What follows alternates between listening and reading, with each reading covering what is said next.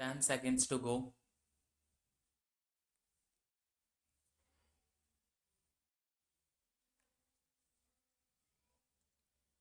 The reasons why a development bank of this kind is necessary are not very difficult to understand. The size of the allocation for industrialization in the first two 5-year plans was not, on the whole, so great as to strain the resources of the existing financial institutions, including banks. But latterly, the gaps in the present institutional framework for the provision of industrial credit, especially for medium and long term periods, have come to light. This, I think, was inevitable. With a projected outlay of rupees 3100 crores for industrialization in the 11th 5-year plan, and with rising costs, it would have been surprising if the needs of industry could have been promptly or fully satisfied within our existing resources. As it is the establishment of a high powered agency which may be able to undertake residual responsibility or ultimately for promoting or accelerating industrial growth has become urgently necessary.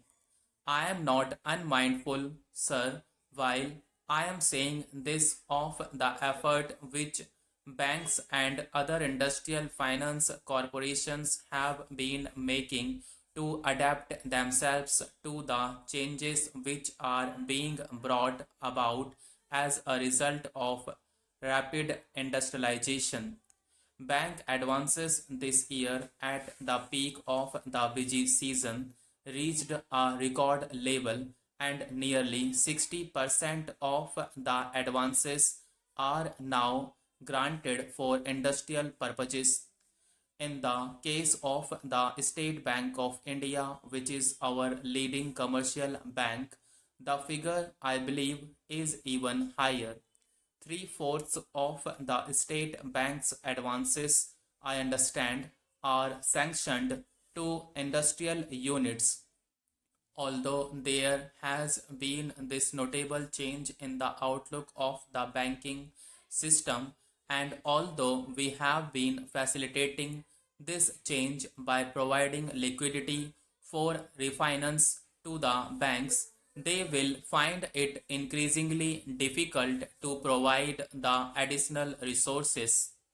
There are many other competing demands on the resources of the banking system, and banks have also same some statutory obligations in the matter of maintaining a specified percentage of their resources in cash or approved investments.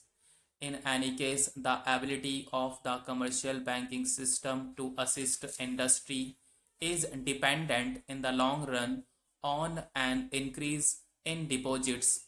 While banks can and should try to help the industry, it will be unrealistic to think that in the existing phase of development they can continue to carry the burden of financing industrial enterprises without an external aid or assistance. We have a number of specialized agencies like the Industrial Finance Corporation and the State Finance Corporations, but they operate within certain limitations. Their capital or other resources are no longer adequate in relation to the total volume of the demand for long and medium term credit. The conditions in which or the security against which they can grant loans or other assistance are also rigid. Industrial units which need substantial capital of the order of more than 1 or 2 crores of rupees, or entrepreneurs planning for additions to capital or investment over a period of years do not, in many cases, have the assurance that the existing agencies be able to provide for these needs in the existing conditions in which there is an acute shortage of capital in relation to demand, new enterprises which do not have the backing of the better known managing agency houses or the assistance of foreign collaborators are particularly likely to be affected. These enterprises, although they may be deserving, often tend to be overlooked or passed over in favor of other parties. We are envisaging the Industrial Development Bank as an institution designed to overcome these limitations and to accelerate the process of industrial growth. This new institution will be a wholly owned subsidiary of the Reserve Bank of India. It will be managed by a board consisting of the directors of the Central Board of the Reserve Bank. The bill provides that the governor of the Reserve Bank will be the chairman of the Industrial Development Bank and that a deputy governor in the Reserve Bank to be specially appointed for this will be the chair vice chairman in view of its close association with the central bank of the country. The Industrial Development Bank will be able to draw on the knowledge and experience of that bank and to obtain in its day-to-day operation such guidance and assistance as may be necessary. The Industrial Development Bank, as I have indicated already, will have the residual responsibility of ensuring that no deserving industrial enterprise which gets an allocation or is accorded a priority in our 5-year plans will be allowed to suffer for want of financial resources or assistance. For discharging this very onerous responsibility in an adequate manner, the Industrial Development Bank will have substantial funds of its own in the form of capital subscribed by the Reserve Bank of India. We are expecting the new institution to issue capital to the extent of rupees 100 crores.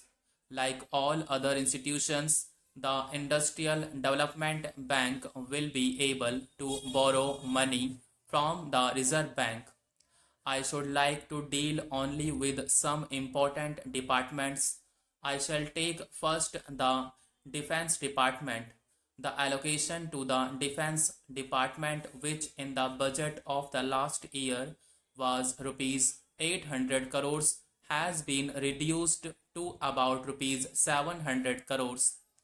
Is it because the defense requirements have diminished in number?